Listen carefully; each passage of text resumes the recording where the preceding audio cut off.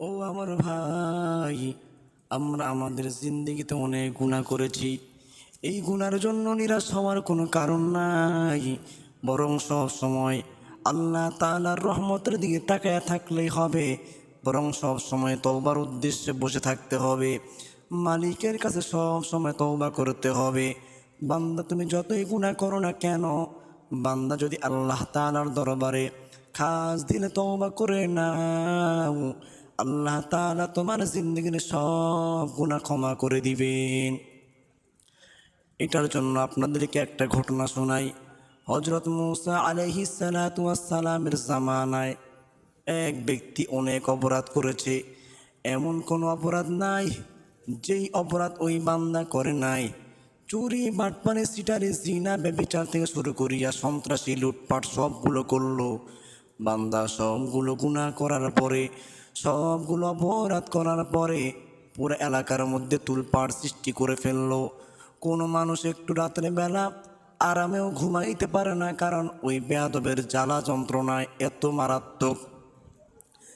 ওই বেয়াদবের জ্বালা যন্ত্রণার কারণে তার বাপ মা পর্যন্ত তাকে ত্যায্য করে দিল।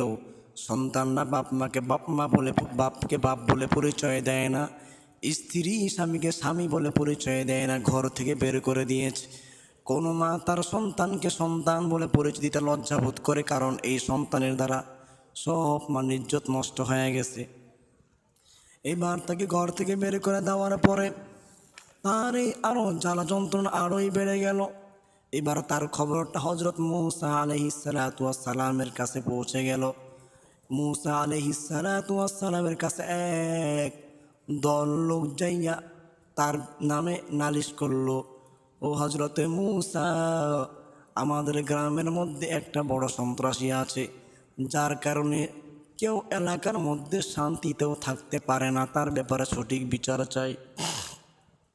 হযরত মূসা আলাইহিস সালাতু ওয়াস সালাম আইন পাস করলেন, আগামীকাল তার হাত পায়ের মধ্যে রশি লাগাইয়া তোমাদের একদল লোক নিয়ে তাকে এখান থেকে অনেক দূরে একটা জঙ্গল আছে, ওই জঙ্গলের মধ্যে ফেলে দিয়ে আসবে। ঠিক হযরত মূসা আলাইহিস সালাতু ওয়াস সালামের কথা মতো ওই সন্ত্রাসীর হাত পায়ের মধ্যে রশি লাগাইয়া, মুখের মধ্যে কাপড় পেঁচাইয়া সেখান থেকে অনেক দূর একটা বিশাল বড় জঙ্গলের মধ্যে ফেলে দিয়ে আসছে।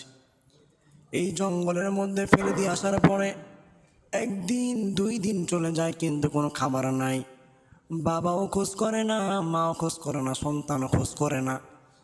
যেহেতু সেখানে ফেলে দিয়ে আসছে, সেখানে তারা দিকে পোকামাকড়ের অসহ্য জ্বালা যন্ত্রণা, কামড়, চোখের পানি ফেলে দেয়।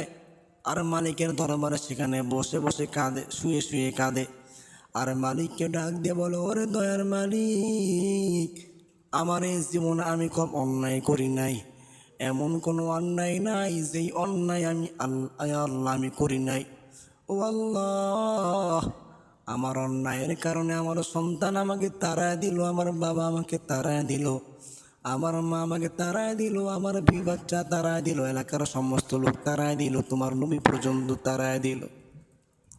ও আল্লাহ, আমার জিন্দেগিতে অনেক অপরাধ করেছি, অনেক গুনাহ করেছি রে আল্লাহ। আমি আজকে তোমার কাছে এই জঙ্গলের মধ্যে শুয়ে শুয়ে কান্না করি আল্লাহ, তুমি আমার দিকে রহমতের নজরে তাকাও। আমি তোমার কাছে তোমার রহমতের আশাই করি আল্লাহ, আমার জিন্দেগির সবগুলা ক্ষমা করে দাও, আমার জিন্দেগির সবগুলো গুনাহ ক্ষমা করে দাও।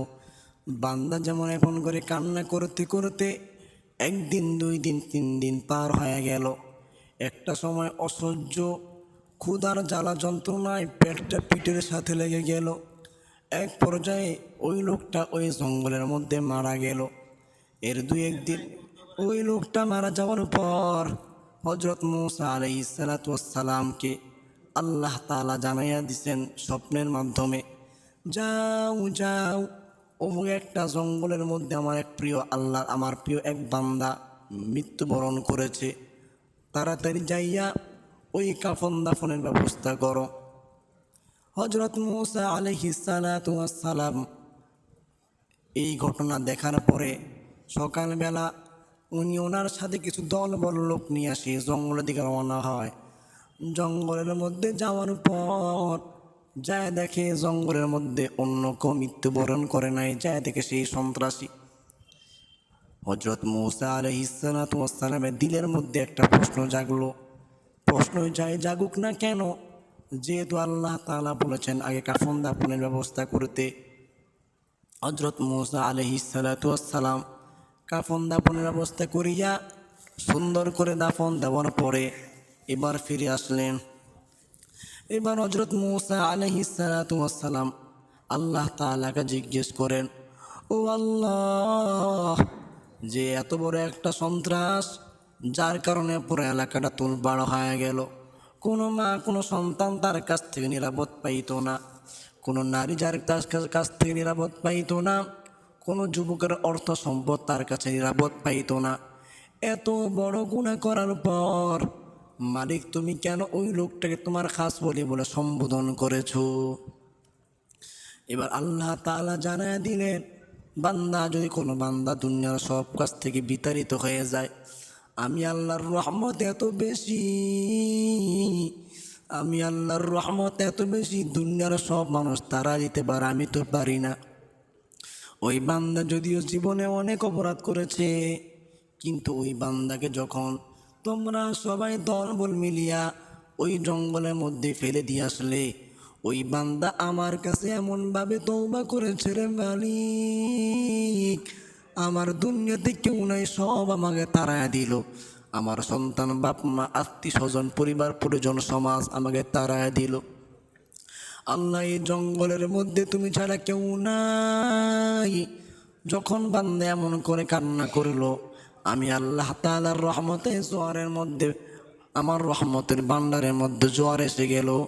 আমি আল্লাহ তাআলা তার জিন্দেগির সব গুনাহ ক্ষমা করে দিয়া আমি আল্লাহ তাকে আমার খাস ওলি হিসাবে কবুল করে নিয়েছি।